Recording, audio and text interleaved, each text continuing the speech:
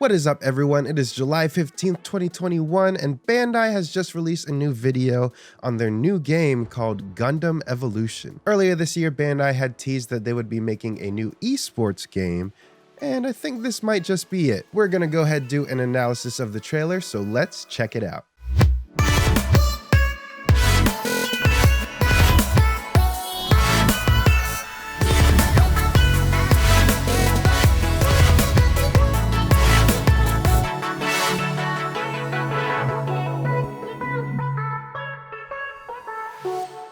So just a quick overview before we get into the nitty gritty. I am an avid Overwatch player. I'm not incredibly good by any means, but I have been playing a while ever since launch in 2016. And this game is a pretty close copy to it, not gonna lie.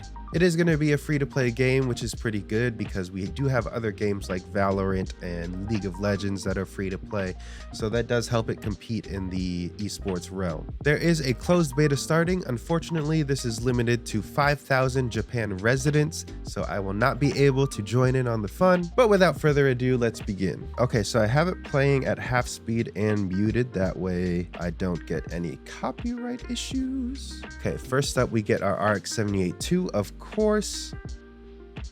Very nice cinematic. Okay, so let's go ahead, pause here. Looking at just this screen, we can see that the primary weapon is going to be the beam rifle, of course. We do have an additional skill that looks like RX-78-2's mace, as well as a skill for the shield. Now, I don't know if the shield's going to be a momentary thing or if it's something that can be used at will, but they don't use it in this clip here. I also have no idea what this ult right here would be. It doesn't really look like a weapon I'm familiar with the RX-78-2. One thing that isn't pointed out as much in the trailer is that there might be some bots that play on the team. I don't know if this is an unplayable character, but this is clearly a gun tank, so might be playable in the future. And we have a bot Barbatos over here as well. This probably just means reload, right? I don't speak Japanese and I can't read it, so. Okay, next up we have the Ashramar. I'm actually not familiar with it. So first off, we have their gun. A quick Google search shows that it's just a beam rifle. Probably going to have a different fire rate or fire pattern. Next, we have some sort of vortex icon. I have no idea what that could be. This is from Zeta Gundam and I haven't watched that yet, so if you have any idea of what it might be, go ahead and let me know down below in the comments. Next up, it looks like there is a Molotov cocktail kind of thing, incendiary grenade if you would. And for our last skill, it looks like we have a transformation key, so that's going to be pretty similar to Bastion or Wrecking Ball in Overwatch. Another thing to note is you can actually see your team's ult counters up here. I don't know if this is purely a spectator mode or if this is visible in game. And it also seems like this is a capture point or a King of the Hill game mode right here. Based off of this icon showing B on the map, more than likely this is going to be first to 3 in a single map. So you'll move from point to point, capture A, then you'll go to B, capture B, then you'll go to C, etc., stuff like that. There we have it transforming. Looks like there is a cooldown when you do transform, so you can't just freely go back and forth. And it ults there and gets this dash attack. So the ult looks like some kind of punch, dashes forward, slams into the enemy. Pretty cool. Next up, we have the Gym Sniper. This one's kind of interesting. So right off the bat, you can see here the ult is at 0%. That's because the ult is active. Because of that, that is why they are able to see the enemy units on the screen, even behind the walls. I'm not sure what the arrows mean. That might mean those are the ones that are closer. But once again, this might be a spectator view, so these outlines might not show up in game, but these arrows might. Looking at their loadout, they have a sniper rifle. It looks like a repair of some sort, so probably self-healing. I have no idea what this icon would be. E looks like it's some sort of bounce pad, but that might not be the case.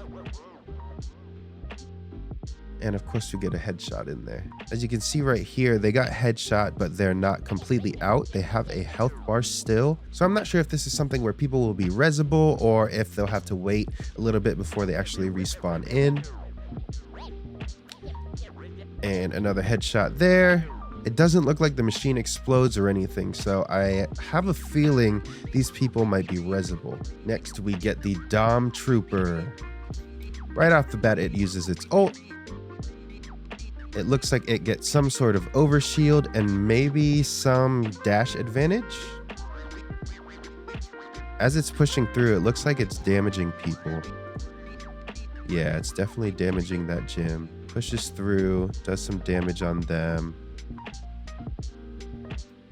Okay, and it has a bazooka or a rocket launcher for its primary. So let's go ahead and look at the loadout for this mobile suit. Like I said, there is a bazooka or rocket launcher. This alternate fire looks like it's probably some sort of beam cannon. This skill looks like some sort of overshield, maybe in addition to the ult. And this skill looks like it's probably a set of 3 trip mines. So far, the Dom Trooper has the highest health at 1200, so it might be one of the more tankier characters. That's kind of controversial to think about just because you're giving a lot of firepower to someone that's really tanky. Not to mention the firepower has range, so I'm trying to think in terms of Overwatch how that would fit. One thing I just noticed right here is that turn A Gundam is up here, so that's definitely going to be interesting. And we have the gun tank over here once again. Zaku, a regular gym actually on the enemy team over here. This guy I can't really recognize based off of just the head. Let's go back and see if there are any other ones we can see. Here's a better look at the turn A. Looks like it's pretty much all the same teams. Nothing wrong with that. Yeah, pretty much all the same teams.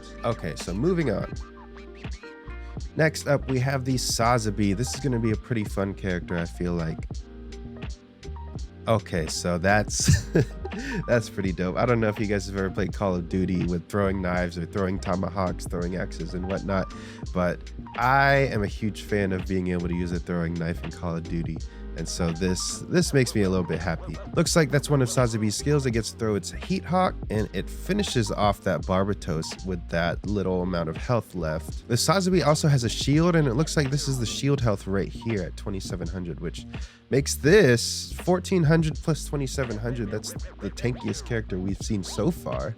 With the skills, it looks like the Sazabi is going to have its shotgun. I have no idea what this would be. I believe this is mapped to a different key than the other skills have been, so that might just be a ping. Nope, there are other skills that had it. Yeah, I have no idea what that one would be. And we can see right here that the E is going to be a large jump up. As it jumps up, it ults and it shoots out the funnels. I'd assume those are pretty much automatically targeting turrets. This is interesting right here. So as you can see, let me bring it back a little bit. So as you can see right here, Sazabi's shooting forward and the beam goes left. At first I thought this was some sort of lag where this was the source of the shot, and it could be, but at the same time I think it's possible that whatever the Sazabi hits with a shotgun, the bullets get reflected off. You'll see here it'll shoot again and the bullets will direct this way to the right. Very interesting. Seems like a lot of damage. Not to mention, while aiming down sight, it looks like Sazabi puts his shield up right here. And lastly, we have the Barbatos, one of my favorites, if not my favorite. So right off the bat, it uses a jump up skill right here, and then it uses the alternate fire to slam down the mace. Seems like a pretty good combo, very reminiscent of Doomfist in Overwatch. And it uses another skill right here, jumps up and drives down with the sword. That will quickly finish off this gym sniper right here. Also, what's going on with this frame? Barbatos gets its ult right there and uses it to finish off that gym. Looks like the ult is a dash forward with the sword right here. Pretty cool. Adding a little bit of a Genji element into it as well. And another dash afterwards. So yeah, that is pretty much what we got to see for Gundam Evolution. I'm really excited to see what else they have in store for this game. It looks pretty fun so far. It is going to be free to play, and it's also only going to be out in Japan for now. The closed beta test is going to begin in August. Unfortunately, that is something that you had to win a Japan lottery to get placed into, but there are going to be plans to release this game into other regions of the world in 2022, which unfortunately will be when I will get to play it. I'm thinking the game is looking pretty promising so far. It's definitely very close to Overwatch, but I personally really love Overwatch. It's one of my favorite games, if not my favorite game.